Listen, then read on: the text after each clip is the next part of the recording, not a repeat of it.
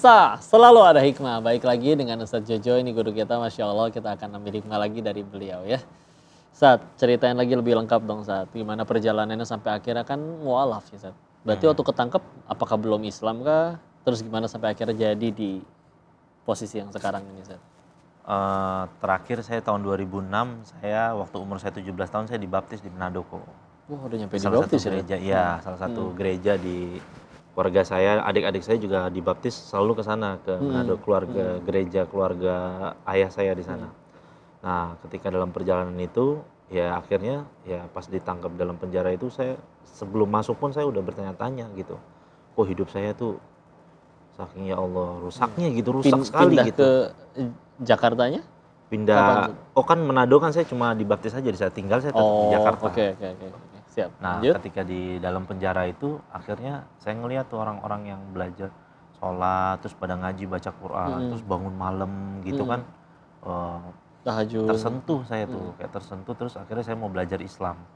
Nah, ketika kan di Polsek kan biasanya habis itu setelah itu cuma sementara dipindahkan ke rutan, Betul. rumah tahanan. Ketika dipindahkan ke rumah tahanan, ada salah satu orang yang menyarankan saya untuk mengikrarkan keislaman. Karena kan kalau di Polsek nggak mungkin tempat itu di masjid biasa kok mualaf-mualaf begitu. Nanti di situ nama kamu juga bisa diganti di situ. Saya bilang nggak usah, saya nggak mau kayak gitu-gitu. Ya udah saya udah jadi orang Islam aja begini, saya sholat gitu segala macam. Akhirnya ya tanggal 11 November 2011 saya diikrarkan di situ.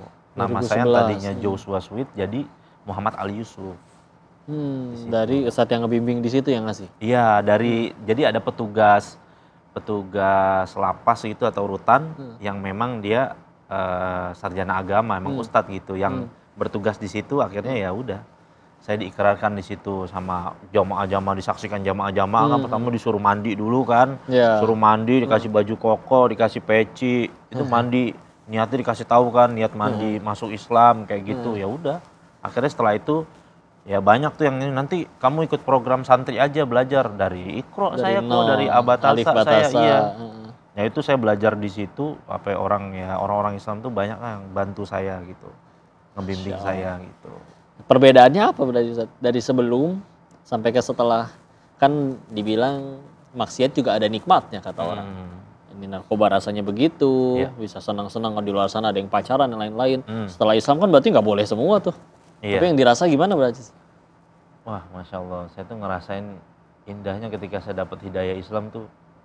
Bukan saya lebih-lebihkan kok, seperti ada cahaya di hati saya tuh, memang bener kok, kayak terang gitu kok hati saya tuh. Kayak dikasih apa ya, kayak dikasih senter gunung sih gitu.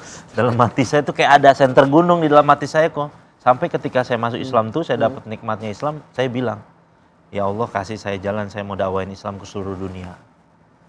Itu berikhlas waktu masih di dalam? Iya, saya bilang karena saya pengen orang-orang teman-teman saya, keluarga saya ngeliat tuh kan kayak kesian gitu kok saya di dalam penjara. Padahal kayak sebenarnya sayang kasihan sama mereka. Mereka nggak nemuin Islam yang saya temuin gitu. Iya, terus keluarga gimana tahu-tahu keluar udah Muslim?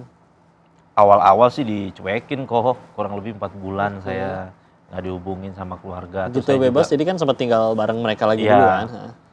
Seperti tadinya kan malah teman ayah saya kan seorang pendeta kan, datang jenguk saya terus bilang, Dik nanti kamu pulang nanti om biayai kamu jadi pendeta katanya gitu.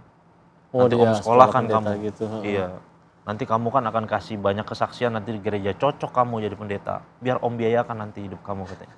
Begitu, nggak tahu jadi begini kok. Iya, ini juga sama memberi kesaksian juga. Ya. Terus sekarang Ustadz Jojo yang sekarang nih, udah gitu sekarang membuat ada yang namanya Green Boys Ramadan, pemirsa. Kita tanya ke beliau, apaan tuh Ustadz Green Boy Ramadan? Jadi itu platformnya Gofar Hilman kok. Ustadz Gofar Hilman. Iya, salah satu artis influencer, beliau tuh teman lama saya. Udah kenal dari dulu? Oh dari dulu. Dari sebelum ketangkep juga? Iya, dari zaman jahiliyah dulu udah teman lama. Mereka kan ada bareng Riko Lubis sama Wancoy kan. Nah mereka bikin platform itu, Grind Boys. Terus pas Ramadan saya udah berapa kali tuh diundang sama mereka. Terus mau bikin sebulan penuh. Akhirnya 30 episode diajakin tuh sama mereka. Karena menurut mereka cocok nih masuk sama penonton-penonton mereka gitu kan. Yang memang rata-rata tuh ya terus terang aja jauh dari agama Masih lah. selengean Kebanyakan juga ya ya. betul kok.